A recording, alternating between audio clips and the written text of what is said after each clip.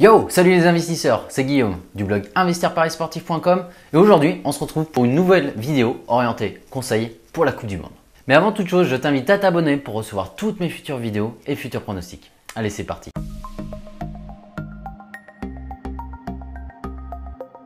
Ça y est, ça fait 4 ans qu'on attend ça. 4 ans pour vivre de nouvelles émotions, pour suivre notre équipe de cœur le plus loin possible. C'est la Coupe du Monde. Qui dit Coupe du Monde dit compétition, qui dit compétition dit paris sportif. Et pendant cet événement, les bookmakers vont nous faire des gros cadeaux. Bah oui, des cadeaux. Le bonus est augmenté à 200 € chez la plupart des bookmakers, tandis que d'habitude il est à 100. On va avoir souvent des free bets, on va avoir des codes boostés, des super combinés, etc. etc. Mais vraiment, des cadeaux? Vraiment, est-ce que ça va être des cadeaux? Parce que si on regarde un petit peu plus les chiffres, les bookmakers pendant cette compétition-là se font vraiment leur plus gros bénéfice. Donc quand on dit cadeau, on peut voir comme un petit cadeau empoisonné. En effet, lors de la Coupe du Monde, il y a beaucoup de personnes qui vont se mettre au pari sportif. Et bien aidés par ce marketing de masse réalisé par les bookmakers, beaucoup de débutants vont débuter et vont se lancer dans ce jeu du coup et pas investissement et vont perdre en un seul coup tout leur capital.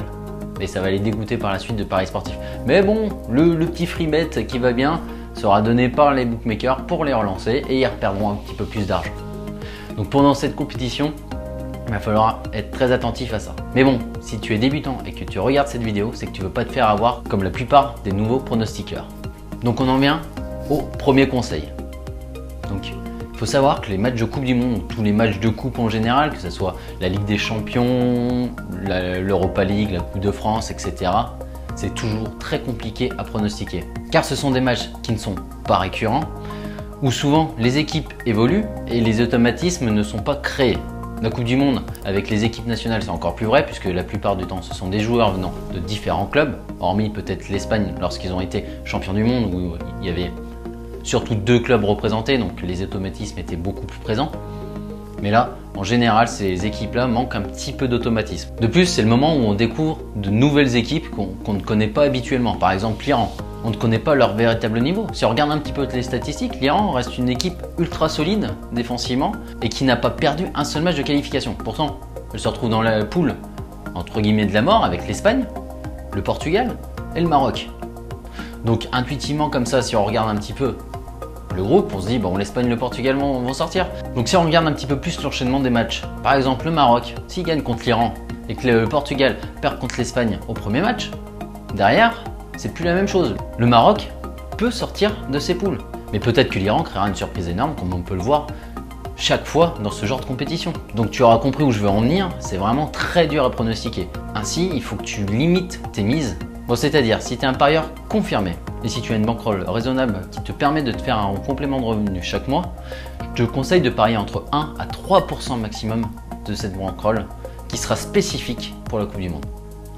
Toutefois, si tu es débutant et que tu as un tout petit capital, donc par exemple, on va dire 200 €, c'est sûr que si je te dis tu paries 3% max, ça te fait 6 €, ça fait pas des mises qui font rêver. Donc là, effectivement, je vais quand même te conseiller de rester sur des mises raisonnées. Donc c'est-à-dire qu'à la limite, tu peux parier 20 € pour un capital de 200 €. Ça te fait 10% de ton capital, mais au moins, si jamais ton pari est perdant, tu ne perds pas tout. Et surtout, voilà, c'est là où je veux en venir, c'est ne parie jamais 100% de ton capital sur un même pari. Même si tu penses que le pari est ultra sûr. Par exemple, l'Espagne, la dernière Coupe du Monde, on les voyait tous gagnants sur le premier match et pourtant ils ont perdu. Et donc c'est simplement pour dire qu'il y a toujours des surprises et qu'aucun pari n'est sûr. C'est vraiment le b.a-ba, j'enfonce une porte ouverte, mais aucun pari n'est sûr. Si tu es débutant également, bon, ça va un peu dans la continuité du premier conseil, donc c'est que tu vas ouvrir des comptes chez les bookmakers, donc je te conseille d'en ouvrir chez plusieurs. Donc le gros intérêt déjà, c'est que tu pourras profiter à chaque fois des meilleures cotes. Par exemple, on va avoir une cote avec l'équipe de France gagne à 2 chez Winamax, mais elle sera peut-être à 2,10 chez Unibet ou à 1,90 chez PMU, etc. Donc voilà, déjà tu vas profiter de ça. En plus, si tu n'as jamais ouvert de compte chez eux, tu vas pouvoir profiter de leur bonus. Donc l'idée, c'est de choisir un match avec des cotes équilibrées. Quand je dis cotes équilibrées, c'est du général. La victoire de l'équipe 1, c'est à 2,30. Le match nul, il doit tourner aux alentours de 3. Et la victoire de l'équipe 2, elle doit tourner aux alentours de 2,50. Tu prends ce match-là, tu prends 3 bookmakers différents, avec les meilleures cotes bien évidemment. et tu paries sur le premier bookmaker la victoire de l'équipe 1, sur le deuxième bookmaker le match nul et sur le bookmaker numéro 3 la victoire de l'équipe 2. Et comme ça, tu as forcément un pari qui sera gagnant et donc tu partiras avec un capital de départ beaucoup plus important. Le reste, tu seras remboursé. Tu pourras remiser tout ce capital et le récupérer par la suite en fonction des conditions du bookmaker. J'en viens donc à mon deuxième point, et pas des moindres. Forcément, pendant une Coupe du Monde, la carte est assez impressionnante. Quasiment tous les jours, on a plusieurs matchs, et donc les opportunités de paris sont importantes. Qui dit opportunité de paris importante dit beaucoup de paris, qui dit beaucoup de paris dit potentiellement beaucoup de pertes. Ou alors, mieux, beaucoup de gains. Mais c'est là où il y a quelque chose qui intervient régulièrement, c'est le tilt. Qu'est-ce que c'est le tilt? Ça va être le fait de, soit on va être en veine et on va dire bah, je suis sur une super pente ascendante, soit on va être dans un gros creux et on va se dire bah purée, il faut que je me refasse. Et dans tous les cas, on va augmenter nos mises de façon inconsidérée. Et là, c'est la pire des choses à faire puisque toute bonne série a une fin, quoi qu'il en soit. Donc si on est sur une spirale positive, le risque c'est quoi? C'est de tout perdre puisqu'on va faire une grosse mise et boum, on va perdre tout ce qu'on avait gagné. Ou alors on va être dans une spirale négative, on va se faire trop vite et on va pas sortir de cette spirale négative et on va encore perdre beaucoup plus. Donc le conseil, je reviens toujours à la même chose, c'est gère tes mises. Ne parie jamais tout ton capital sur un même pari. Pourquoi? Parce que ton capital, c'est ce qui fait que tu peux parier. Si tu n'as plus de capital, tu ne paries plus et si tu ne peux plus parier, tu ne peux plus espérer gagner de l'argent. C'est QFD. C'est encore une porte ouverte, mais c'est la réalité. Il est parfois bon de le rappeler. Troisième conseil, c'est l'analyse. Analyse bien ton match avant. Analyse les forces en présence.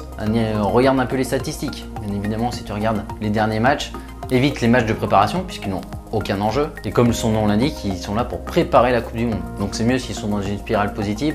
En général, les matchs amicaux, ce sont contre des équipes qui ne jouent pas la Coupe du Monde et qui sont donc potentiellement déjà en vacances. De plus, pendant ces matchs de qualification, les équipes tournent beaucoup et les joueurs ne veulent pas se blesser avant d'arriver sur cette échéance importante des premiers tours. Après, pense à regarder l'état du terrain, pense à regarder les cartons jaunes, les équipes probables qui vont débuter le match. Le temps peut avoir un impact intéressant et si tu peux, essaye de regarder un maximum de matchs pour voir l'état de forme de certaines équipes, voir leur niveau de jeu réel, puisque parfois un résultat ne veut rien dire. Avec tous ces petits points d'analyse, tu peux déjà dégoter de très bons paris et surtout en éliminer beaucoup. Autre point intéressant, souvent on n'y pense pas forcément et les bookmakers communiquent un petit peu moins là-dessus, puisqu'ils communiquent plutôt sur les résultats 1 et 2. Ça va être les paris semi-long terme et paris long terme. Surtout en début de compétition où le stress sur les premiers matchs, le stress va certainement un peu l'emporter. On risque d'avoir des premières surprises. Les premiers matchs seront difficiles à pronostiquer. Moi, je pense que je vais m'abstenir sur beaucoup. Par contre, si tu regardes les paris du style qualification de telle équipe en huitième de finale, tu réduiras le risque. Et ça peut être, suivant les cotes, puisque je ne les ai pas regardées encore à ce jour, ça peut être de belles opportunités pour la suite et surtout de belles opportunités de gain. J'en arrive à mon dernier point pour te mettre un petit peu en garde contre tous les groupes Facebook, les comptes Snapchat, Instagram qui vont se créer spécialement pour la Coupe du Monde. Ils vont arriver, ils vont faire une communication monstre et ils vont arriver à faire adhérer des gens et le monde amène le monde et c'est là où ils sont très forts. Et à la suite de ça, ils vont dire bah, rejoins notre groupe privé, soit en passant par un lien d'affiliation par un bookmaker, sachant que le chiffre d'affaires que tu vas rapporter au bookmaker, ils vont toucher une commission. Ou alors en te proposant d'adhérer en payant à un groupe VIP, mais derrière, les résultats ne seront pas bons puisqu'ils n'en auront rien à faire de savoir s'ils sont en bénéfice ou en déficit pendant cette période. Tout ce qui leur importe, c'est qu'ils auront gagné beaucoup d'argent grâce à toi, mais leur service aura été bidon. Je ne dis pas que tous les groupes Facebook ou comptes Snapchat, Instagram sont des fakes, mais je te dis simplement fais attention, regarde s'ils ont un bilan, analyse bien leur bilan, ou regarde si ça fait longtemps qu'ils sont présents sur le site, regarde leurs résultats, regarde si c'est pas pipoté un petit peu parce que c'est assez simple. C'est souvent que je vois beaucoup de groupes Facebook ou même parfois certains sites internet. Beaucoup moins quand il y a un site internet, c'est souvent un gage d'une certaine qualité. Mais où les gens n'ont quasiment aucun pari perdant. Je ne connais pas un pronostiqueur, un parieur, un tipster professionnel compétent qui n'ait pas de pari perdant. C'est impossible, c'est improbable. Donc déjà ça te met à la puce à l'oreille. Donc analyse bien ça. Sur un groupe Facebook, essaye de remonter toutes les conversations pour voir jusqu'à quand remonte ce groupe. Ou s'il te dit bah, je proviens de tel groupe, voilà, je crée spécialement pour la communauté, va te renseigner sur la personne. Mais fais attention, au tout début, ne suis pas ces paris, teste-les et regarde quels sont ces résultats. Bien sûr, je le répète, il y a des gens dans la masse, il faut toujours faire le tri, qui seront très compétents et qui te rapporteront. Mais fais bien le tri et reste sur tes gardes. Bon, en attendant, je t'invite à t'abonner pour recevoir toutes mes futures vidéos et futurs pronostics, dont notamment ceux de la Coupe du Monde.